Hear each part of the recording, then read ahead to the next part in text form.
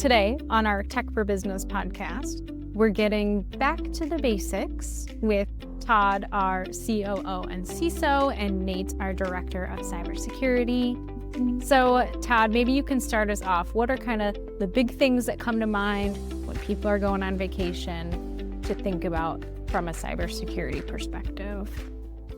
Yeah, the first one, well, I'll get into a very specific tip right away, but just generally speaking, I know it's easy to get into the vacation mindset and you want to make sure that you're going and you're having fun. You don't want to worry about the little things in life. And unfortunately, in the world we live in, it is actually a good thing to think about the little things in life. And so as I'm going down this path, one of the things that I would recommend, like right over the shoe, is that if you're going to do anything, especially when you're concerned about your own personal stuff, is I would turn off on your device, go into wireless and turn off the auto connect. So hypothetically, what that looks like is you connected to the Wi-Fi at Starbucks once upon a time, or you could be anywhere, right? And if the Wi-Fi comes up and it looks like it's Starbucks, your device will just automatically connect to it. And that could be anything. I'll use an example. I was at a conference and I had somebody come by and he was trying to convince me, and he was another vendor, but he was trying to convince me to connect to his Pineapple. And he's like, just connect. I was like, I'm not connecting to your device. And so then I went out and I looked, I was curious what he had going on, and I found his device was out there and it was called Starbucks. And I was like, yeah, I'm so glad I don't have that automatically on. But what that ends up looking like is in any time you could potentially jump on something else. It wouldn't be Starbucks. It could be the hotel name. It could be anything. And people take their devices down to the beach, and you're certainly as vulnerable there as you are anywhere else in the world. Yeah, definitely. Nate, what are some of the things that come to mind first for you? I think the biggest thing for me is just remaining vigilant. If you go take a look at stats, there's plenty of research out there that show kind of like when people fall for phishing attacks. And I think the last time I looked at it, it may have changed by now, was typically like Wednesday around lunchtime, right? It's Monday morning, you tend to kind of be aware of the work week, you're prepared for it. Friday, you're usually trying to clean up and whatnot. But Wednesday, you're kind of in the lull of it and just in the grind. And then lunchtime, again, it's usually, either you're on your phone just trying to play catch up throughout the day. But it's usually when you're least aware of the standard grind of the work week. So taking that now to vacation would be great. You're sitting on the beach, you're sitting in the hotel, you're sitting in the airport, whatever it may be. Is you're not really thinking cybersecurity front and foremost, right? And maybe you're on mobile, there's not a corporate device that you're trying to protect. It's just email, right? And so, yeah, let's just put in the phishing link or click on the link or something like that, right? And people can still get access to your corporate email account, even though you're not on a corporate laptop, right? So have to remain vigilant even when you're on the move. So my best word of advice for that is just don't work when you're on vacation over the summer, right? Doesn't always happen. I'm guilty of that as well, but try and actually enjoy your time off. Mm-hmm. Or support the idea of actually enjoying your time off. I will say, if for some reason you are going to do that and, things do happen, you do need access to public Wi-Fi, we'd still recommend you try to stay away from them if at all possible. But if you are doing something like that, going back to the basics, make sure you're using some sort of encryption like the VPN connection to make sure that that data is being encrypted, and so it's not easily overheard or nuked, if you will. Mm-hmm. Definitely. I liked this advice that Todd gave about kind of prepping for that vacation. What are some really easy wins that you can do? Obviously, like enabling MFA, making sure your passwords are up to date, your software is up to date. What do we do before we even go on vacation to make sure we're not setting ourselves up for failure? Yeah, I don't want to gloss over what you just said about making sure your software is updated, because it is a big deal. Most people, hopefully, I think a lot of tools do try to update overnight and whatnot. So like my devices tend to try to do that while I'm sleeping and whatnot. And those are good things, but you should also make sure you are up to date. So I don't want to gloss over that thing. One of the things I think is interesting, and I was actually working with my mom on her computer yesterday, and I was explaining why I wanted to have her lock screen on. She's like, well, it's just one more step I have to deal with. And I was like, I know, but it's a good step. You do need to have your lock screen on. So I don't know who needs to hear that, but if you're today's years old and you don't have your lock screen on, you should go through the process of getting some sort of lock screen in place. Again, most default devices are doing that by default, but if you've disabled yours for any reason, put it back on, put on a pin. Don't make it the last 4 digits of your social security because that's out on the internet. I would also say get into the habit of actually locking your screen when you walk away. In a business environment, they tend to auto lock. So oftentimes personal devices do not. So I remember I was sitting down in a restaurant doing some work and looking across the restaurant, there was some lady that had both her phone and her laptop open. She had to go use the restroom or something, but she got up from her table, just walked over, was gone for about 5 minutes. And I could see that both her phone and her laptop were completely unlocked at the time.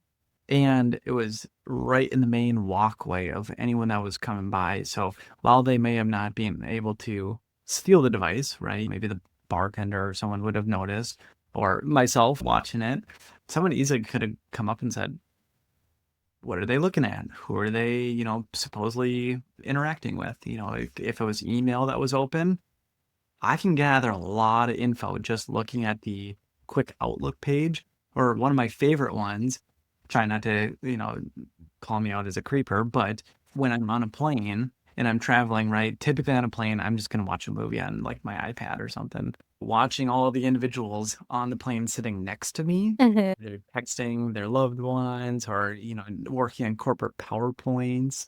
That's one of my favorite ones because I get to see maybe all of their shareholder updates that they're working on or, like strategic planning. And I'm like sitting there like trying not to look off to the side, but it's really interesting, like maybe a little bit better than the rom-com that's on the, iPad or something like that. And so those are the ones where like, if you're going to work on a plane as well, maybe purchase a privacy screen before you leave on vacation because someone like myself is probably going to be interested in what you're working on. Yeah, I was gonna say I am just to preface it, I'm an IT/security nerd, and so I'm naturally curious too. I don't really care what you're doing, but I am curious. I guess the way I'll phrase it is when I'm watching people, I kind of want to see how proficient they are with their computer use, and so I'm kind of normally kind of going, what is it? Oh, you're on Excel. Interesting. Oh, you know what you're doing, or no, you don't, right? So I'm curious too. I would tend to agree. There are security privacy screens that you can put on. They're really inexpensive. They're easy to flip onto your laptop really faster, but or not. One other one that as Nate was talking, I thought this was actually probably a good idea too, is if you are traveling, it would be a good idea to give your IT support team the heads up too. So at CIT, we're actually pretty strict in our security. And so if you start to travel to unusual places, by default, it's probably going to lock you out. And of course, you're going to get your team is going to be like, whoa, what's going on? Do we need to be worried? Do we need to be concerned, etc.? And if they know ahead of time, you will have less of a hard time, and so will the IT department. So it's both of a win-win there. This is one more tangent. If you are traveling on vacation and you are consuming alcohol or some other substance of your choice, be cautious with the information you divulge to individuals.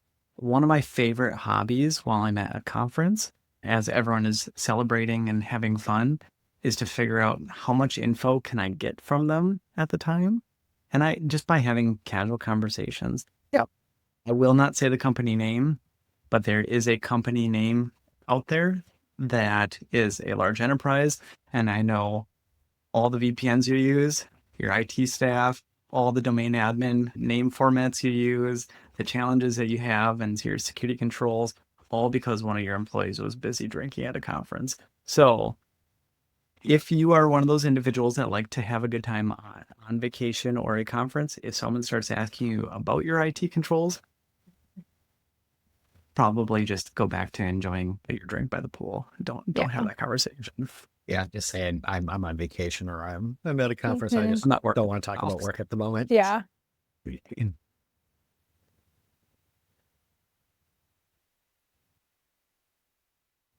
So, Nate, you mentioned being vigilant. And for some people, they're hearing this and they're saying, I'm not bringing my work computer. I don't have work on my phone. Should I really still be that concerned? So even though we have that kind of separation, what are still some security risks they might be facing on vacation or traveling?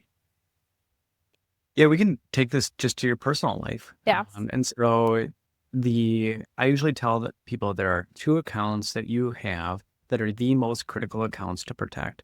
It's going to be your email and your financial institutions, whatever that may look like, anywhere where there's money stored. Mm-hmm. And so the reason why is money's self-explanatory. Your email, if someone gets into your personal email address, number one, they can see all the different places that you've connected to, right? As your let's pick on Wells Fargo or Bank of America, something along those lines. They will send you periodic statements to you saying your statement's ready. So they know that you're banking at those institutions. Mm-hmm. How do they get into your account if they don't know your password? It's usually I forgot my password, send me an email reset. They send it to the email. They can start getting into all of your different applications. So for those two accounts, make sure that you have a strong, unique password. Don't share them between the two. And then multi-factor wherever possible. Make sure those are turned on. Mm-hmm. In the grand scheme, if you can do that, you're going to prevent a lot of the impact to your personal life on a given basis, right? If someone compromises your Netflix account or something like that, fine, watch all the movies you want, right? But email and banking is going to be a very, very critical thing. We'll come back to Netflix. I think the other one would be protecting your payments. So while you're on vacation, you're probably going to be stopping by a gas pump or something along those lines, or go into the cashier and there's still the payments. But at a gas pump, these are probably the most guilty of not adopting to modern security standards. Is many gas pumps have adopted things like Apple Pay or Google Pay, or they've switched to the actual chip readers. Mm-hmm.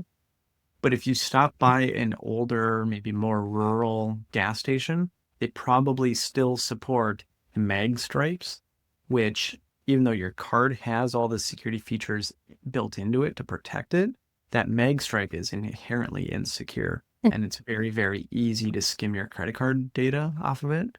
Every gas pump I go up to, if I ever have to stick my card in, I always kind of grab onto the reader and give it a jiggle if I can, just to make sure that something isn't actively, like a skimmer has been added onto it. Mm-hmm. Yeah.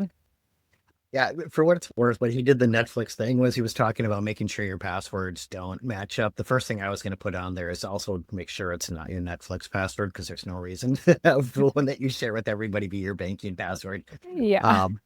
But we were talking about skimmers a little bit earlier too. There are some things out there. I am the same as Nate, and again, we're paranoid, so we're probably just naturally going to do this. But I had mentioned if you've ever gone to like Costco, and I know some other areas do this, where you're pumping gases, they'll typically have tape over that payment form. So whether it's a tap to pay or your credit card swipe, if you see that tape on there, it's typically there to kind of say this is definitely not some sort of skimming device. Is kind of what the intent of it is to try and imply. And I'm guessing most people probably don't realize that.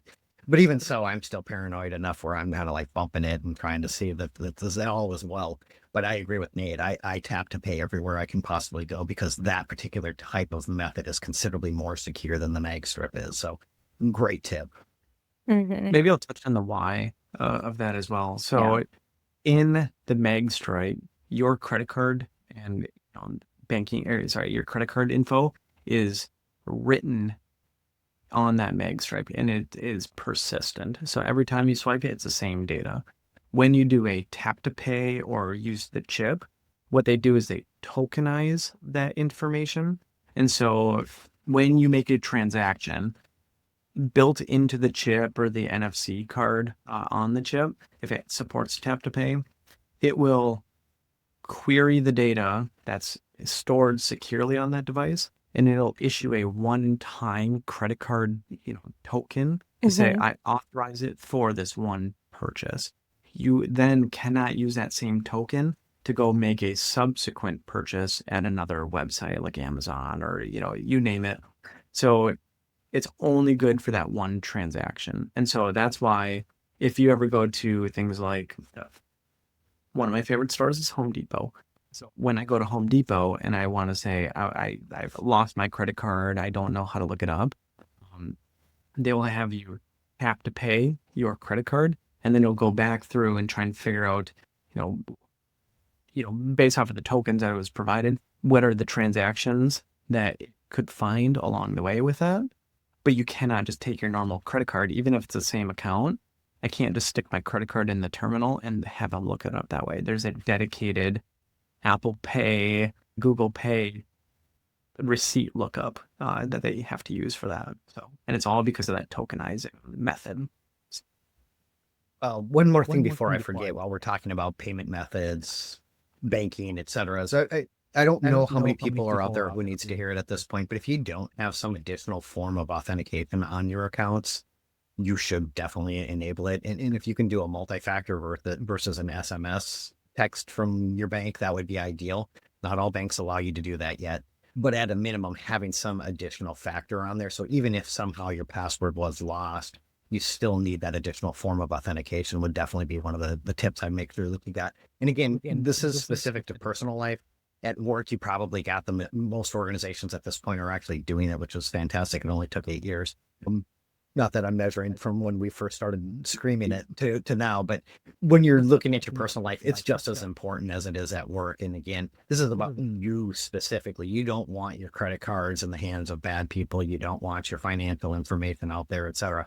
Worst thing that can happen to you is somebody getting into your debit card versus something else, which is actually another really good tip too, is I'd recommend using credit cards versus your debit cards, just due to the fact that if something happened to your debit card, you are liable. But if the credit card is used, you don't have the same kind of levels of liability when erroneous charges come up. So that would be a good one as well. Yeah. Just touching on notifications for your cards, set up a limit notification. So on all my credit cards, I will say if a dollar amount exceeds a certain amount, let's just say it's $100, it'll text me saying a card has been issued, right? I've never had a fraudulent one. It's usually just my spouse purchasing stuff, but I like to be notified when all of our money is being drained from the accounts. I don't know how, I didn't mean to get so deep into credit cards, and I don't know if this still works as much as it used to. I actually went to a music festival over the weekend, and one of my friends was with me, and he had called his bank ahead of time saying, "Hey, I just want you to know I'm going to be blah, blah, blah, and I'm going to be making some micro transactions, and there's probably going to be a lot of it. This is an unexpected behavior. This is me." And he went and validated himself. And the response he got back from the bank was, "We don't do that anymore." But for some organizations, they may still allow you to do that, which unfortunately for the bank he was using, he ended up trying to buy a beer, went up and it got declined, had to call the bank while he's standing in line trying to get a beer, music's blaring in the background. Anyways, where I'm going with it is if you can and your bank allows it, it wouldn't hurt to be able to go into it advanced and saying, we're anticipating going to Mexico. This is expected behavior, et cetera, et cetera. Basically the same comment I had for letting your IT staff know as well. Yeah. I think you brought up something interesting about, MFA and like calling your bank and doing these things. When we're at work, we have our cybersecurity team or our IT team is telling us to do X, Y, and Z, and they're training us to do X, Y, and Z. And then when we leave work in our personal life, we kind of forget all of that.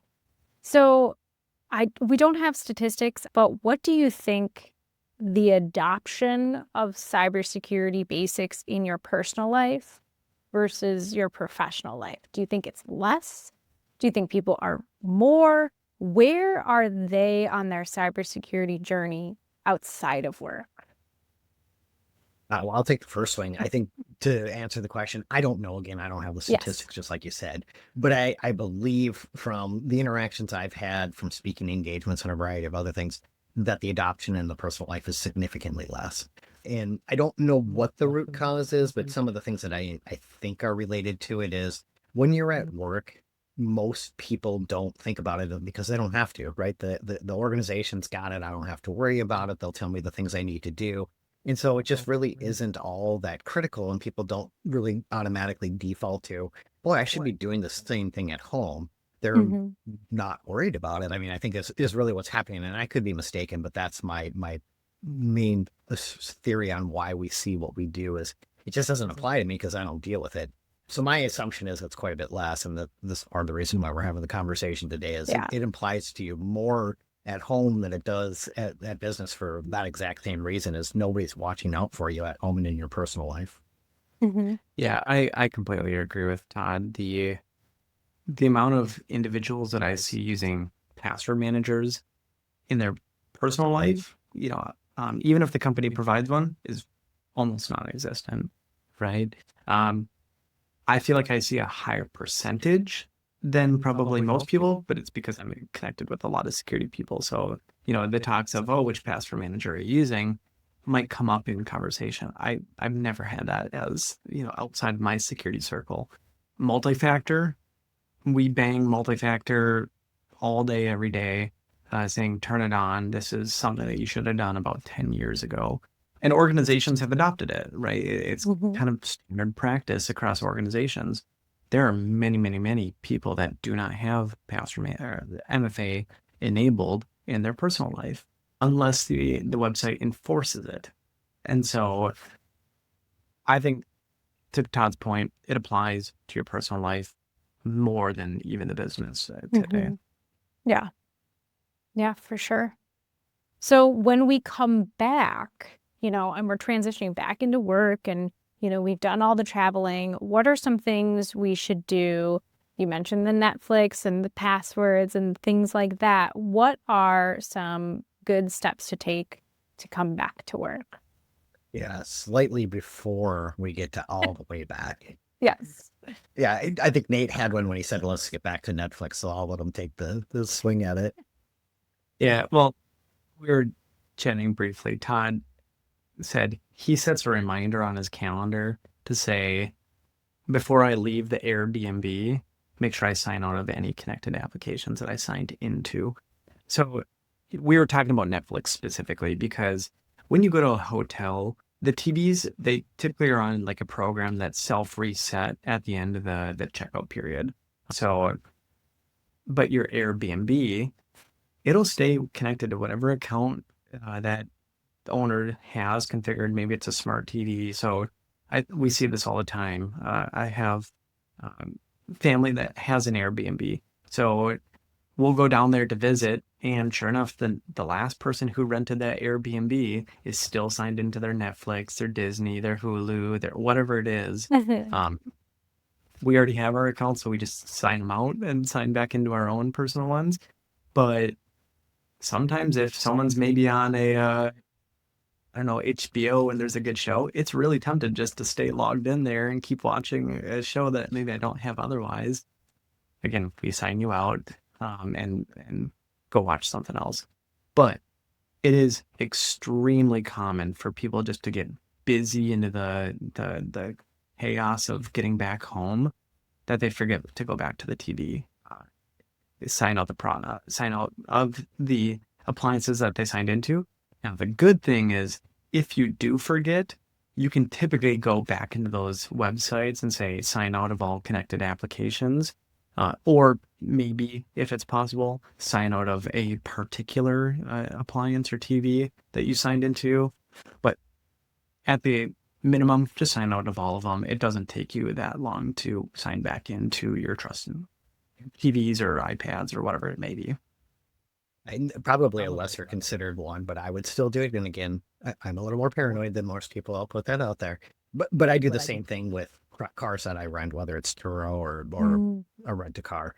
Is almost always when I do that, I tend to connect because, Google Maps is a game changer. So I got to have my Android Auto.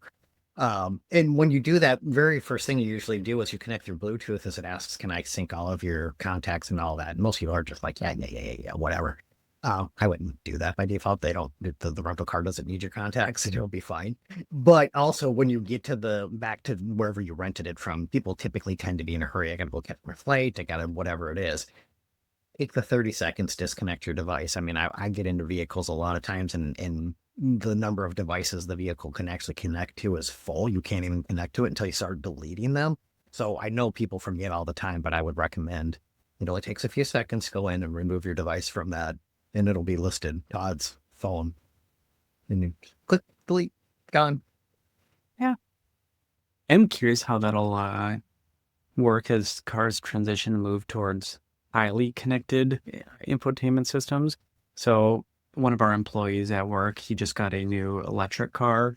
And the first thing it asked is to sign into your Google account so it can pull in all of the info it needs, not just the Bluetooth connection and the contacts. So, but let me pull up all your saved places on the maps, everything like that. So to Todd's point, maybe not just the Bluetooth, but if you signed into like a new electric car with a good infotainment system, maybe you need to go deeper into the settings and do a full account disconnect. Wow. Yeah, I never thought of that. That is so interesting. What are some things that you should keep in mind when you're still at work? The first thing I think of is there is always that increase in like phishing emails from like the CEO who's on vacation. Just delete all the emails that come from the CEO. I do. That's what I do. I'll be honest with you. A lot of times I do that, and I probably get a significant more amount of email than the average individual. But Yeah. I'll use an example that a week ago I was getting emails that was asking for payment methods from somebody that I wouldn't anticipate, and I was like, that doesn't seem right. And instead of dealing with it or doing anything, I just deleted it and moved on. And then I got another email, and I deleted that one. And then about the fourth time, I was like, all right, let me check in with the person I actually think I should be getting information from, and then validating that it was indeed real and I could go ahead and move forward with it. But I think the answer to that is be diligent about what you're going through, right? If you're getting unexpected emails, it's an unusual request. I saw a joke the other day that somebody was talking about how they were so glad that the CEO knew who they were when they asked him to go buy a bunch of gift cards. And they were like, yes, they know who I am. This is amazing. If those kinds of things are happening and you wouldn't normally expect it, it wouldn't hurt to just check in and say, is this real? And not responding through email would be my main comment here, is actually making a phone call or checking through the normal methods of what you would typically escalate through to say, does this look correct or not? So ultimately it's be diligent about what you're doing. And unfortunately, phishing is getting a lot more complicated. The spoofing is very legitimate. It looks really good. Again, to my point is, I got it. It looked completely legit, but I was like, that's not who I expected from. So I'm just moving on and acting like it didn't happen. And it went fast enough that it wasn't like we missed any payment terms. We weren't outside of our net or anything along those lines. But it was suspicious enough to me that I was just moving on. And it is an easy way to kind of go through that. But again, be diligent. If you're not sure, go check it. So again, something comes up from your bank, they send you an email, don't click the link, go out to Wells Fargo, US Bank, et cetera, type in the real URL, city, log in the way you normally would. I wouldn't follow the links in the email itself. Yeah. This is probably going to be a separate podcast because this will be too much of a tangent. But to Todd's point about the CEO knowing who we are, asking for gift cards, I'll just introduce the topic of data brokers. Your data is being collected and sold all the time. Now, threat actors will use that publicly available information to quickly find things out. I had a CEO just ask this about, or sorry, it was a CFO about a month ago. How did they get this info? One of my favorite things to do, because I had the same thing when I was doing a cybersecurity training at a nursing home, right, was, well, what's your name, right? And I just typed in, what's your location? I knew where I was doing that training, so I just picked kind of a circle around there and said, there you go. Do you live at this location? Is this your phone number? Is this your father who was marked as deceased, right? And they said, yep, that's all me. That's really, really scary. Again, data brokers collect all this info, and then people use and buy and sell and use that information. There are ways to try and scrub that data. That'll be a whole maybe different podcast in the future. Yeah, but when you get a text message from the CEO, and it's usually a brand new employee. Again, if your online presence says you just started at a new organization, they already know who the CEO is, and the info is very, very easily indexable to get your personal cell phone number. And it's usually all automated along the way. Yeah, as I say, this is a great topic because I've already got like 6 things I want to talk about. Definitely something we will have to dive into the future. What I'm hearing a lot is, at work, we are trained or should be trained on making sure we are doing these basics, and they're incredibly important outside of work as well, no matter the time of year, no matter where you're traveling or what you're doing, making sure that we are hitting all of those basics. Is there anything else you want to cover in today's podcast? Just to reiterate the things that we think are important is slow down. I know there's a lot going on, whether it's vacation, it's summer, or the kids are getting a lot of activities, whatever the case may be, there's a lot going on there, but just pause just a moment, especially when things don't seem normal. And again, that's the Wednesday at lunch or whatever it may be. So make sure you got good, strong passwords, use a password manager if you can, multi-factor authentication, be careful how you use your transactions for your financial stuff. All good basic stuff, but you definitely should be about it. And then last, and I think hopefully we made this point loud and clear, but at home, your security is just as important as it is at work. Yeah. I think I'll end with my closing thought of something I tell our team all the time: do as I say, not as I do. Actually take your PTO and don't work while you're off. I'm guilty of that, but the best way to protect yourself is just disconnect, right? We typically say an offline device is the most secure device. Take your time, enjoy your vacation, rejuvenate your mental health. Your business will thank you for a more effective and engaged and happy employee along the way as well. I love it. That seems like a beautiful place to end. So thank you both for joining us today. Thank you for joining us today. If you enjoyed this topic, please let us know. Like, subscribe, or reach out to us at info@cit-net.com or head out to our website, cit-net.com/podcast. We'll be back next week with an all-new episode.